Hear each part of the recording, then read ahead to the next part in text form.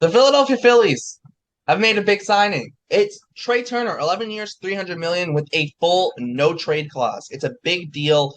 We're gonna cover it right here on Bleacher Brawls. Don't want to hold anything up. My name is Derek. I'm here with Pat. Let's get straight into it. First things first. Big news. I want to go straight to Pat. What are your thoughts on this? Initial thoughts on this signing? We knew that Philly wanted a shortstop and they wanted one of those high profile guys. I'm glad it's not Xander Bogaerts.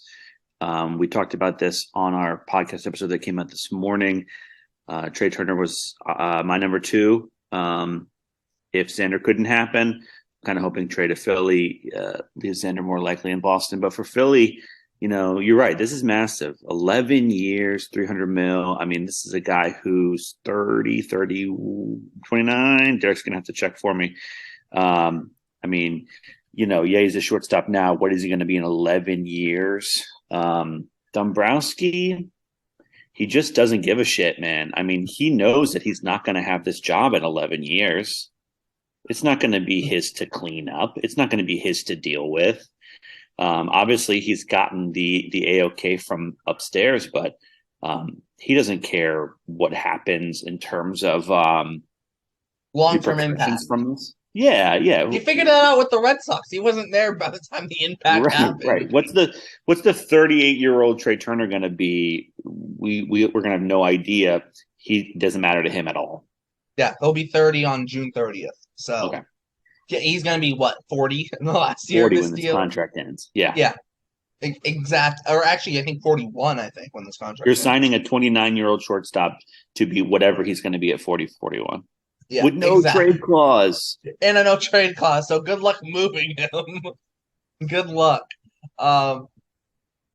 This is wacky. I mean, Trea Turner, we know he's a very good player. He had almost 300 last year.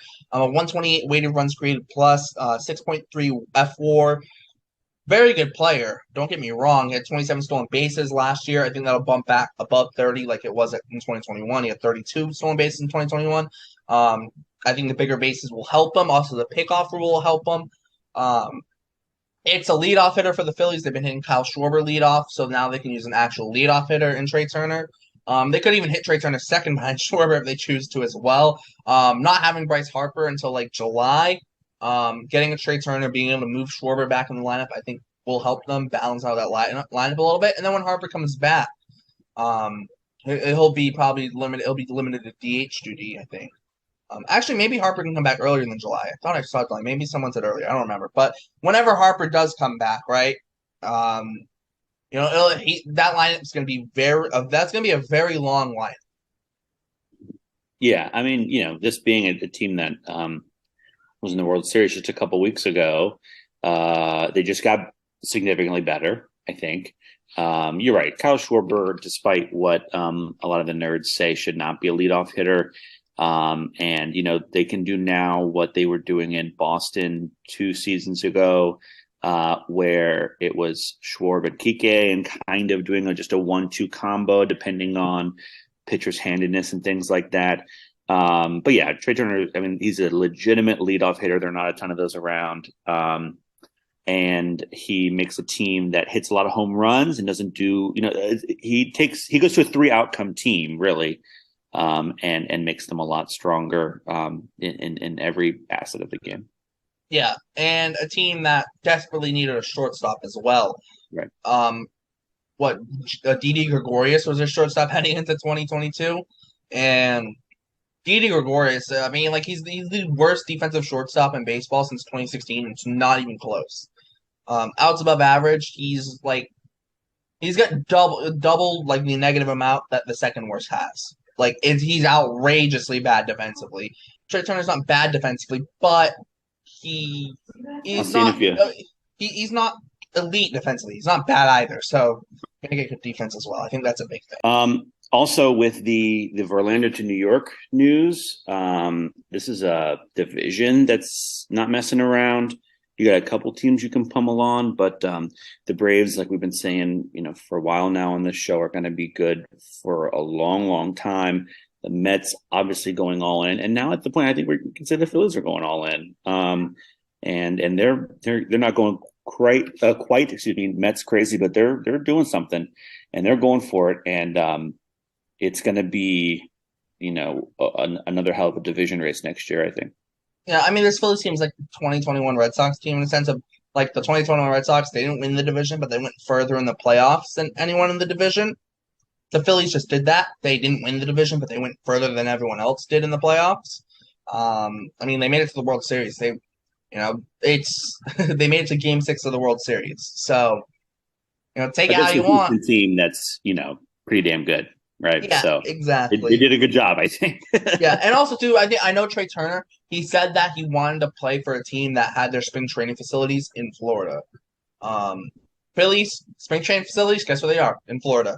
So that also helps too. It's a division he's familiar with because he was with the Nationals. Won a World Series there. Will he win one in Philly? Who knows? He's got But it is, 11 years to try. yeah, he's got 11 years. Uh, it's a long time to be in Philadelphia. Um, how long? I think Harper's still got like nine years left on his contract or something wacky or something whack like that. His first year there was 2019. So what? He's down 4 years on that deal, so we still got 9 years left.